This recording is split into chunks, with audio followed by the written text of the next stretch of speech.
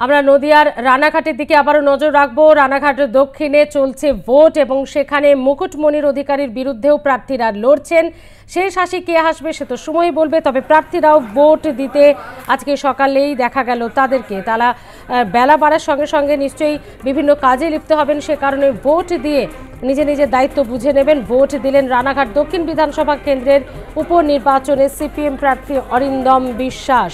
রানাঘাট দক্ষিণ বিধানসভা কেন্দ্রের পানপাড়া কনভার্টেড জুনিয়র বেসিক স্কুলে যে সেন্টার পড়েছে, যে ভোট কেন্দ্র পড়েছে, সেখানেই তিনি ভোট দিলেন এবং এই বুথে ভোট দিয়ে দেখা গেল তার ভিক্টরি সাইনও। এবং এরই পাশাপাশি মুকুটমণি অধিকারী যদি অভিযোগ করছেন বিজেপি কিছু কিছু ক্ষেত্রে শান্তিপূর্ণ যেখানে ভোট চলছে সেখানেও অশান্তি পাকানোর চেষ্টা করছে, এমনটা অভিযোগ মুকুটমণি অধিকারীর।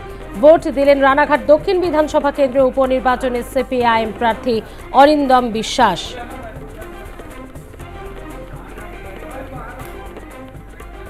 এরই পাশাপাশি আরও 3 কেন্দ্রে চলছে ভোট। অরিন্দম বিশ্বাস, আপনারা যে ছবি দেখছেন, ভোট দিয়েছেন অরিন্দম বিশ্বাস রানাঘাট দক্ষিণ বিধানসভা কেন্দ্রে। এবং পদ্মফুল ছেড়ে মুকুটমণি অধিকারী তৃণমূলে যোগ দিয়েই এই রানাঘাট দক্ষিণে তিনি বিজেপি বিধায়ক ছিলেন, কিন্তু তারপর তৃণমূলে যোগ দিয়ে প্রথমে লোকসভায় লড়েছেন, জগন্নাথ সরকারের বিরুদ্ধে হেরেছেন, এবার আবারও দাঁড়িয়েছেন। এখন দেখার অরিন্দম বিশ্বাস নাকি আমরা দেখতে পাচ্ছি যে যেখানে বিজেপি প্রার্থী মনোজ কুমার বিশ্বাস নাকি শেষ হাসি হাসেন, আবারও নিজের বিধায়ক পদ ধরে রাখেন মুকুটমণি অধিকারী, সেটাই দেখার। কথা বলবো, বিশ্বজিৎ দেবনাথ রয়েছে আমাদের সঙ্গে।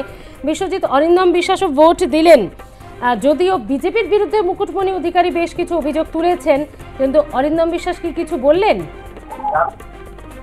দেখুন, সকাল থেকে অরিন্দম বিশ্বাস তিনি কিন্তু রানাঘাট দক্ষিণ বিধানসভার প্রার্থী অরিন্দম বিশ্বাস কিন্তু ভোট দিলেন প্রায় 40 নম্বর বুথে, এরকম 14 নম্বর বুথে কিন্তু ভোট দিয়েছেন। সকাল সকাল ভোট দিয়ে তিনি কিন্তু বিভিন্ন বুথে ঘুরছেন, কিন্তু উনি একটা অভিযোগ করছেন যে সিপিএম প্রার্থী সকাল থেকে যখন প্রচার করছেন ও সিপিএম কর্মীদের উপরে মারধর করা হয়েছে, এরকম একটা অভিযোগ করছেন।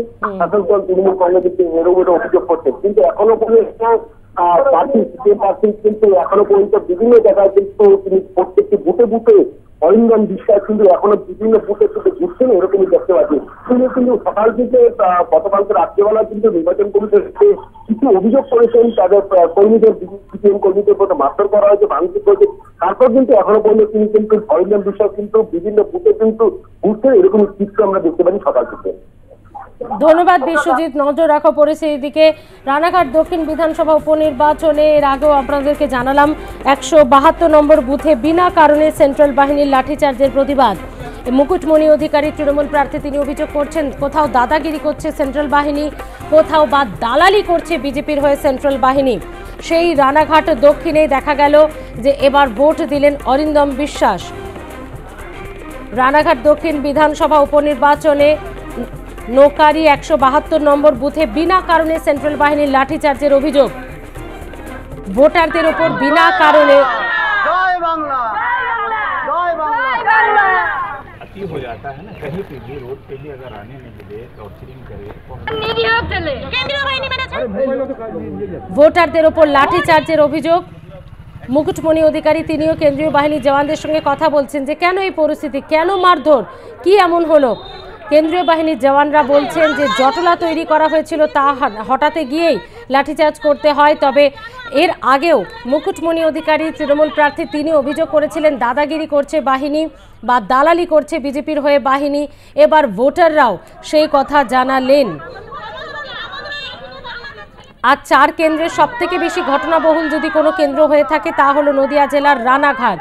রানাঘাট দক্ষিণে আজ সকাল থেকে গতকালের কিছু ঘটনা, গতকাল মধ্যরাত ভোর রাতে ঘটে যাওয়া ঘটনা, তা সে বাড়ি ভাঙচুর হোক, বিজেপির বুথ সভাপতির বাড়িতে গুলি চালানো হোক, বিজেপির বুথে এজেন্টকে হুমকি দেওয়া হোক, এই ধরনের ঘটনায় কিন্তু উত্তপ্ত বা বেশ খানিকটা অশান্তি দেখা দিয়েছে রানাঘাট দক্ষিণে।